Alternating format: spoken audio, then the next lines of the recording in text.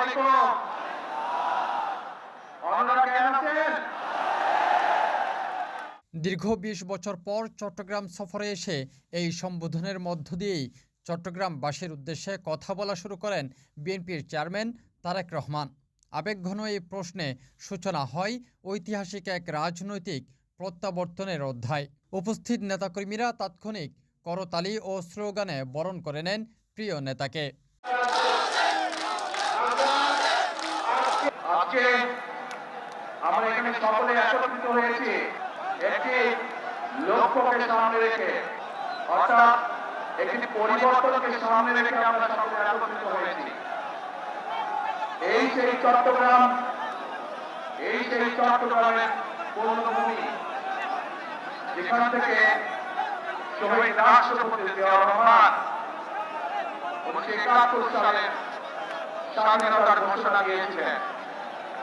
দীর্ঘ পথ পরিক্রমা পেরিয়ে অবশেষে চট্টগ্রামে পা রাখলেন তারেক রহমান।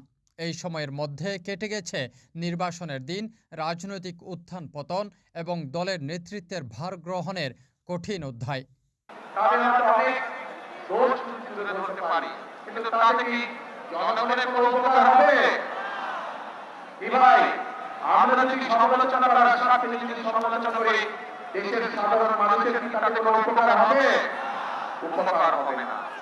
আমরা যদি শুধু সমালোচনা করার অর্থে শুধু সমালোচনাই করি, দেশের মানুষের পেট ভরবে? পেট ভরবে না। প্রিয় ভাই বোনেরা, বিএনপি একমাত্র রাজনৈতিক দল যারা যতবার সরকারে ছিল এই দেশের মানুষের ভাগ্যের পরিবর্তনের জন্য কাজ করেছে। বিএনপির নেতাকর্মীদের দীর্ঘদিনের অপেক্ষার অবসান ঘটে তার এই সফরের মাধ্যমে। সবশেষ ২০০৫ সালে চট্টগ্রামে এসেছিলেন তিনি। তখন তিনি ছিলেন তৎকালীন প্রধানমন্ত্রীর জ্যেষ্ঠ পুত্র।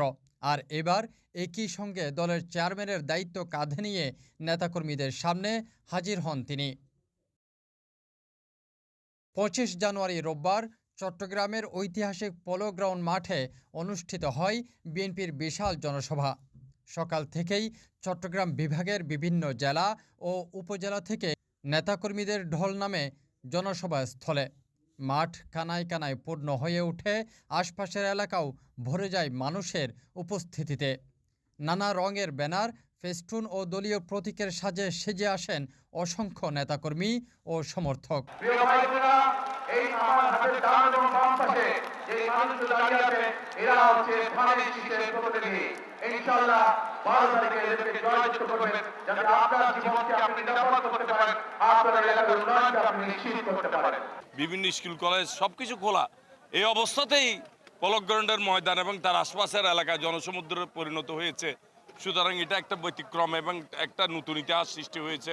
তিনি দুর্নীতির বিরুদ্ধে লড়বেন সেটা বলেছেন।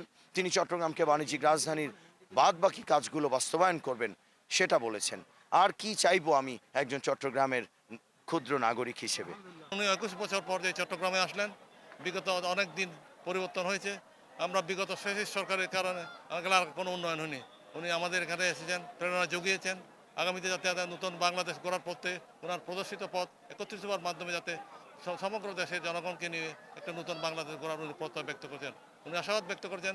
দলের এমপিরা যদি নির্বাচিত হয় এবং ভবিষ্যতে সরকার গঠন করলে, বিএনপি যদি সরকার গঠন করে এবং তিনি ওয়াদা করেছেন সে যারা অসহায় তাদেরকে ফ্যামিলি কার্ড দিবেন, যারা গরিব কৃষক তাদেরকে কৃষি কার্ড দিবেন।